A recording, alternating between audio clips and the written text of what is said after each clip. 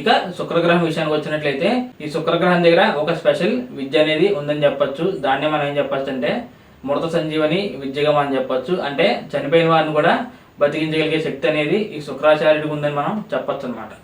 దీన్ని బట్టి మనం ఏం చెప్పొచ్చు అంటే ఈ భరణి నక్షత్రంలో జన్మించిన వారికి ఇటువంటి రహస్యమైన విద్యలు అనేవి వచ్చే అవకాశం ఉంటుందని చెప్పొచ్చు. అంటే ఈ పర్సన్స్ అనేవి ఎక్కువగా మెడిసిన్స్ లో అండ్ అలాగే సర్జరీస్ లో బాగా రాణించే అవకాశం ఉంటుందని మనం చెప్పొచ్చు. ఎందుకంటే సర్జరీస్ చేసే డాక్టర్స్ అనేవాళ్ళు చావు వరకు వెళ్ళిన వాళ్ళని కూడా వెనక్కి తిరిగి రప్పించగలిగే వైద్యం అనేది వాళ్ళ దగ్గర ఉంటుంది కాబట్టి నేను ఆ విధంగా చెప్పడం జరిగింది.